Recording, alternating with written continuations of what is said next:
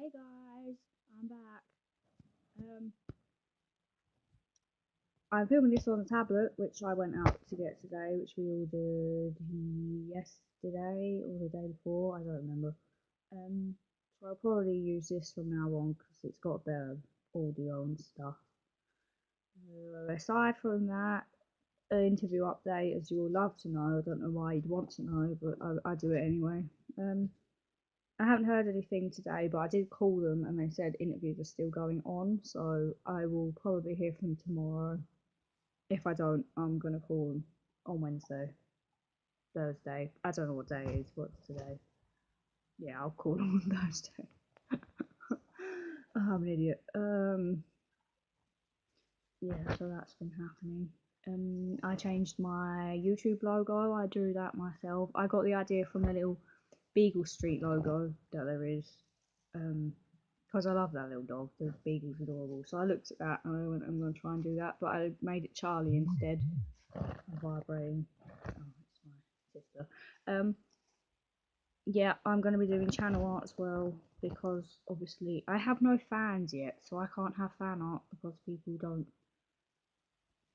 Still messaging me. People don't watch this channel much yet, so I'll do it myself and then I'll change it probably in the future. So I'm going to be drawing that on this tablet.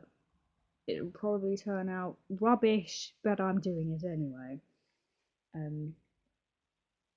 The only reason I'm doing this in the bedroom again is just because the tablet is. Michael's not here, he's at work at the time. He'll be finishing in about 25 minutes and then he'll be home a bit later. Yeah, not much has happened. I didn't upload yesterday because I was anxious about the interview and I didn't really feel like talking, to be honest. And also, I spent like 4 or 5 hours on the bloody photo, the Charlie one. So that took up a lot of my time. I generally won't upload if I'm having like an anxious day because I won't be able to concentrate. It'll happen. I'm a human, as people are, and I don't currently record updates. This video is going to be called now. Updates. No, I don't currently record updates. Update video in advance because, like I said, I don't have much to talk about yet. I just give you guys updates. That word again, and that's about it. Because currently, I don't know how to do anything else. I might end up doing Let's Play, but that'll be obviously on the computer. Michael and I have to try and set it up first because I'm new to this, as I keep repeating myself with. The cats are attacking each other on the shelf up there. That's Mel. Mel is hitting sticks on the bottom shelf, but she's trying to get up, so she's gonna fall. That's what that noise was. Yeah, we're gonna try and figure it out because I don't really know how to do it yet, so we got to figure it out for our own. It might be interesting, it might be really fucking stupid. I'll do one. See how I think it looks because no one else is here right now, so I can't be told whether it's absolute shite or whether it's alright. So I'll look at it and I'll decide. That'll be happening probably at some point in the future because I don't have anything else to do right now except talk. My anxiety's been alright recently, except yesterday, because I didn't know what was going on. Like I said, I'd rather know what's happening with the application interview thing than be completely clueless. But now I know, I feel better. I went all the way to Norwich today to get this tablet. I spent bloody half an hour walking around the shopping centre where the O2 shop was to get it because I couldn't find it. And then I went back to where I walked in and it was right there. I'd literally walked straight past it like a complete and utter fanny flap. I laughed at myself. I was like, I'm so stupid. Yeah, I spent ages walking around. It's alright. I can get on buses on my own, and I can go to places I've been on my own. Like I've been to Norwich on my own before. I've been with Michael. I've been getting on buses on my own since a few years ago, so I'm okay with that. I'm okay with getting on trains on my own. I've never been on a plane on my own. My younger sister has. That'd be terrifying simply for the fact that I'm scared of flying, even though I love aeroplanes and stuff. But I don't know if I could do that. I will have to eventually, probably, because we've got to go see my older sister who lives in Guernsey. But I don't know if Michael will want to come, so I might have to go on my own. I might not, but that'll probably be a thing that'll happen in the future. Yeah, I'm okay with getting on buses on my own. It doesn't make me anxious like it used to because I can do it now. It's like if I continuously do a thing, I get used to it, so I can do it. Like the first time I got on a train, it was terrifying. I knew I had to because it was bloody years ago when I had a partner that lived in Wickford. It wasn't Michael, it was someone else. But he was like, "Yeah, you should come over," and I was like, "But that means I have to get on the train and go to Wickford on my own," and I knew I had to, so I was prepping myself up to do it. That's what I do. If I know I have to do something, it's a few days away or months, like a holiday or something. I have to do that when I get on a plane.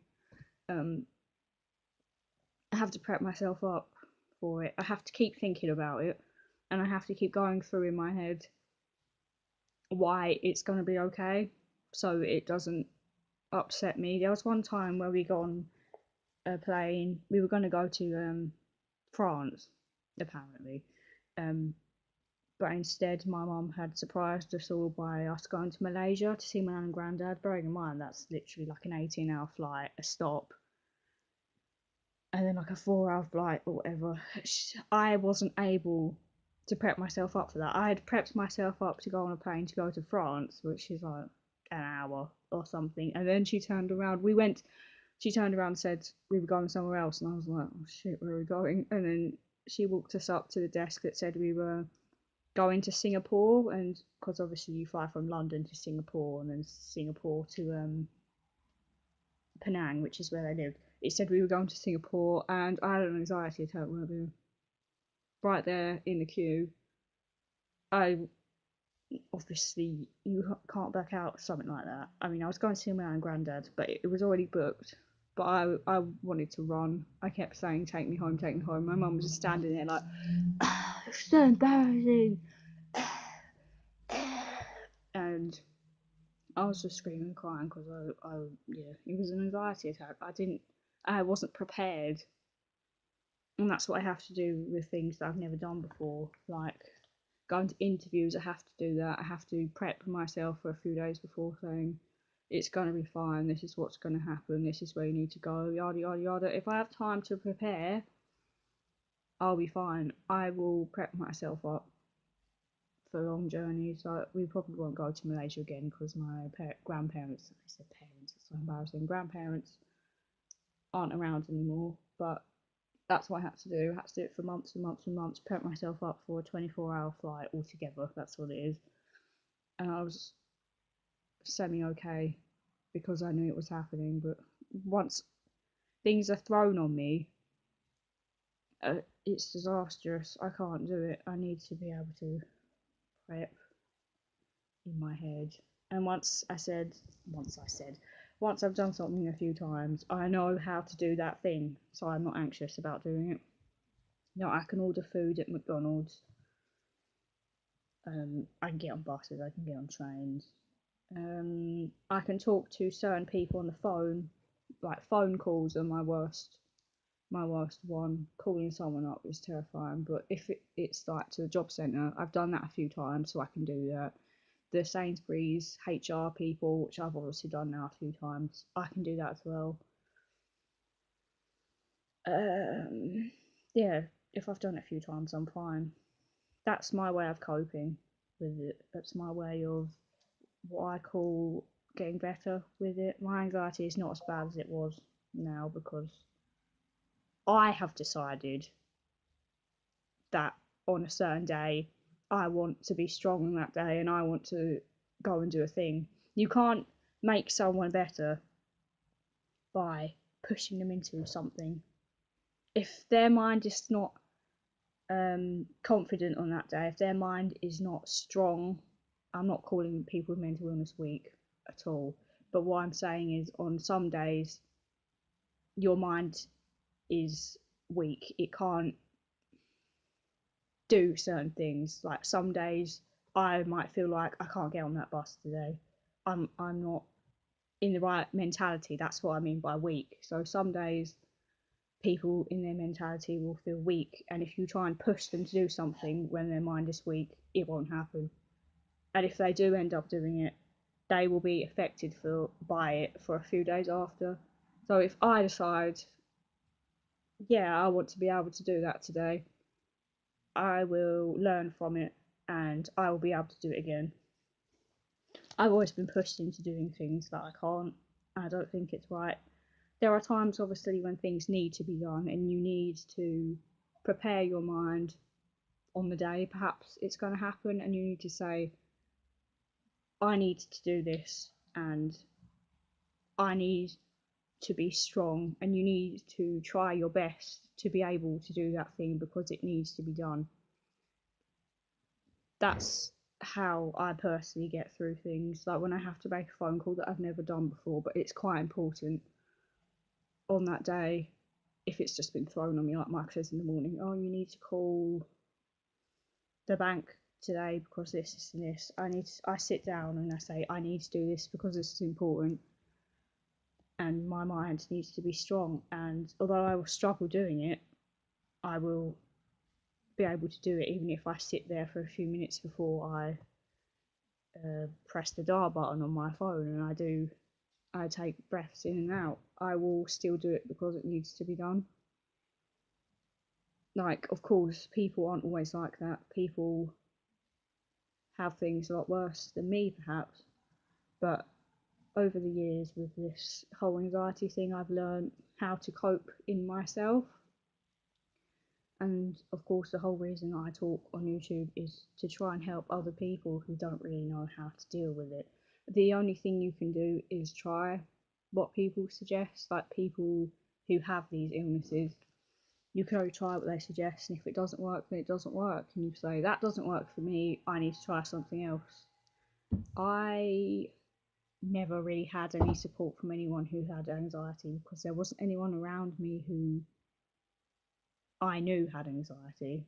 No one, felt like I couldn't talk to anyone, so I kind of had to figure out what worked on my own. But I'm here, hopefully, to help people. Of course, everyone's different. You can't make someone do something. I just hope I can help people with coping. Oh, obviously, I'm not going to try and cure people. I'm not some miracle worker, but you can, as a person, you can help try and assist people, basically. And if there's even just one person who says, yeah, that coping mechanism works for me, then you've done it, haven't you? You've made someone's life better.